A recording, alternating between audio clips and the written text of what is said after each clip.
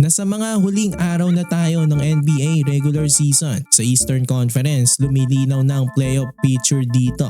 Pero sa Western Conference, hindi pa rin natin malaman kung sino-sinong mga didiretso na sa playoffs at dadaan pa ng play-in. Sobrang hirap hulaan ng Western Conference kasi maraming outcomes at scenarios dito. Pag-usapan nga natin ang mga best and worst scenarios sa bawat teams sa Western at Eastern Conference.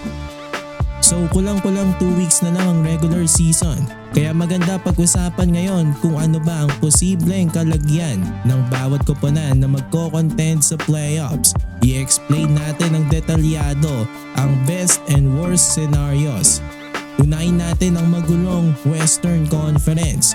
Dito nga sa conference na ito, dalawa pa lang ang nakaka-clinch ng playoff spot. Ang first seed na Thunder at second seed na Rockets. Ang OKC napakalayo na, kandado na sa kanilang top seed. Ang Rockets naman pasok na sa playoffs pero ang kanilang pwesto ay hindi pa secured.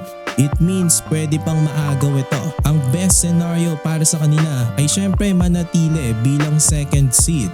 May 4 pa silang games na natitira at kapag nanalo sila ng 2 beses dito, magtatapos ang kanilang record sa 53 wins. At kapag ganun nga, sa kanila na ang second seed, hindi na maaagaw ito. Kahit ano pang mangyari, kahit pa may panalo ng Lakers ang kanilang last 5 games. Hanggang 52 wins na lang naman kasi ang kaya ng Lake Show. So kaya 2 panalo na lang ang kailangan ng Rockets para maprotektahan ang spot nila. Pero ang worst case scenario para sa kanila ay pwede pa silang bumagsak sa 4th seed.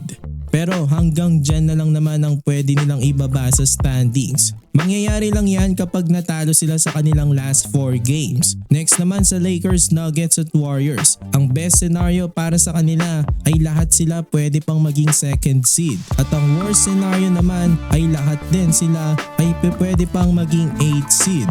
Sa Lakers, kailangan manalo sila ng at least 4 games sa kanilang last 5 games na natitira. Pero dapat talunin rin nila ang Rockets sa final meeting nila this season. Para kung magkaroon sila ng tablang record ng Rockets, sila ang aangat dahil hawak nila ang tiebreaker. Pero mas sigurado kung may panalo ng Lakers ang kanilang last 5 games. At syempre kailangan matalo rin ng Rockets ng at least 3 games. Pero kung matalo naman ng Rockets sa kanilang last 4 games, magkakaroon rin ng chance ang Nuggets at Warriors. Sa Nuggets naman kailangan matapos ang record nila na mas maganda sa Lakers at Rockets. Hindi pwede na magtabla sila ng record ng Lakers kasi hawak no ng tiebreaker sa kanila.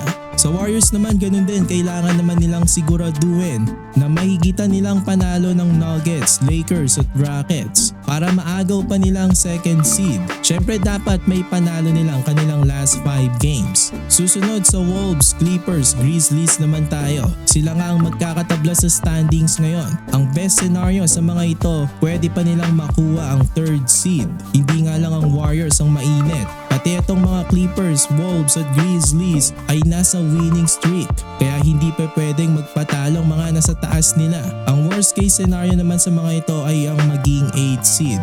Sa Dallas Mavericks naman ang best scenario sa kanila ay manatiling 9th seed dahil hanggang dyan na lang naman sila. Kahit pa may panalo nilang kanilang mga natitirang games, sobrang layo na ng 8th seed sa kanila. Ganon din sa Kings at Suns, hanggang 9 seed na lang din ang kaya nilang marating. May isang malalaglag nga sa kanila at sa nakikitaan natin ngayon, posibleng ang Phoenix Suns. Hindi pa naglalaro si KD at patuloy ang losing streak nila. Sa Eastern Conference naman tayo. Kung sa Western Conference, 2 pa lang ang nakaka-clinch ng playoff spot, dito sa East ay 6 na. Cavs, Celtics, Knicks, Pacers, Bucks at Pistons. Unahin natin ang first seed na Cavs. Isang panalo na lang ang kailangan nila para ma-secured ang top seed ng East. Meron pa silang 5 games na natitira. Pwede pa silang maagawan ng Celtics at maging top 2 kung matatalo ang Cavs sa kanilang last 5 games. Pero syempre kailangan maging perfect rin ang Celtics sa kanilang last 5 games. Boston pa ang magiging top seed dahil magtatablang record nila ng Cavs sa 62 wins at Celtics nga ang may hawak ng tiebreaker. Next sa New York Knicks, ang best scenario sa kanila ay manatiling 3rd seed. Hanggang dyan na lang ang pwede nilang marating. Pasok pa rin ang playoffs yan.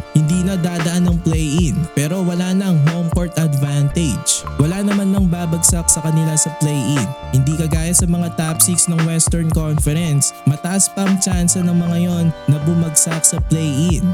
Ang Orlando Magic naman at Atlanta Hawks, ang best scenario na lang sa kanila ay maging 7th seed. Ang worst naman, pwede pa silang maging 10th seed. Ang Chicago Bulls at Miami Heat, pwede naman maging 7th seed. Mahalaga nga yan para sa mga play-in teams kasi ang 7th and 8th seed, merong twice to beat advantage sa tournament. So ayan ang best and worst scenario sa bawat teams na magko-contend ngayon sa playoffs. Sino sa tingin nyong didiretso na sa playoffs at dadaan pa ng play-in?